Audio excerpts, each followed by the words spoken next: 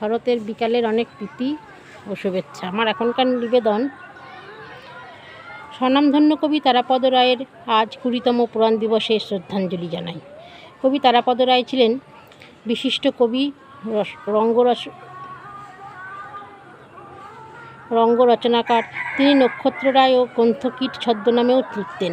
তিনি অধুনা বাংলাদেশের টাঙ্গাইল জেলায় 17 নভেম্বর 1036 সালে জন্মগ্রহণ করেন। তিনি বাংলাদেশে মেট্রিক পাশ করেন বিন্দুবাসিনী উচ্চ বিদ্যালয় থেকে। 1951 সালে তিনি কলকাতায় চলে যান। তিনি কলকাতার সেন্ট্রাল ক্যালকাটা কলেজ অর্থনীতিতে লেখাপড়া করেন। কিছুকাল তিনি উত্তর 24 পরগনার হাবড়ার একটি স্কুলেও শিক্ষকতাও করেছেন। তিনি পূর্বমেঘ, কয়েকজন প্রভৃতি পত্রিকা সম্পাদনা করতেন।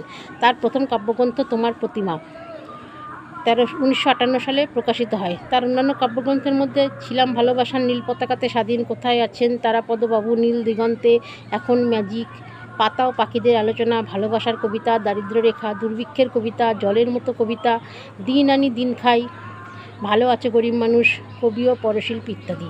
তার অন্যান্য গ্রন্থের মধ্যে রয়েছে কাণ্ডজ্ঞান, জ্ঞানগম্যি, ডোডো তাতাই, পালা কাহিনী, স্বনির্বাচিত তারাপদ রায়ের ছাড়াছাড়ি, পোড়াবাড়ি, বালিশ ইত্যাদি। 25 আগস্ট 2007 সালে তিনি মৃত্যুবরণ করেন। তিনি লেখায় এত উৎসাহী ছিলেন যে তিনি হাসপাতালের শয্যায় শুয়ে শুয়েও জীবনের শেষ মুহূর্ত পর্যন্ত লিখে গেছেন। পুরনো শহরতলিতে তারাপদ রায়। আবার ফিরে এলাম, আর একটু খোঁজ নিয়ে এলেই ভালো হতো। বাড়ির সামনের দিকে একটা কয়লার দোকান ছিল, কাঠকয়লা, কেরোসিন, খুচরো কেনা বেচা। কেউ চিনতে পারল না। দুজন রাস্তার লোক বলল, এদিক কোনো কয়লার দোকান নেই। গলির এপারে রাধানাথ দত্তের গ্যাসের দোকান, সেখানে খোঁজখবর নিয়ে দেখুন। মনে আছে, কয়লার দোকানের পিছনে ছিল বড় উঠোন, কয়েকটা আম কাঁঠাল গাছ, ভাঙা বারান্দা, ঘরদোর। এখন তো কিছুই নেই, শুধু একটা নেমপ্লেট, নাগরিক, 4 তলা বাড়ি, 16টা ফ্ল্যাট। এর মধ্যে কোনোটাই আমি ফিরে এসেছি, কিন্তু কয়তলায়, কাদের ফ্ল্যাট?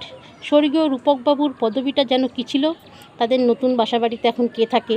কোনো খোঁজখবর রাখি না। শুধু মনে আছে তার ভাইজি টুলটুলি। না, সেই বাড়িটা জগৎ সংসারে আর নেই। টুলটুলিকে কেউ চেনে না। পুরনো শহরতলির নতুন পাড়ায় বোকার মতো ঘুরি। ধন্যবাদ সবাইকে। ভালো লাগলে বন্ধুরা কমেন্টে জানাবেন।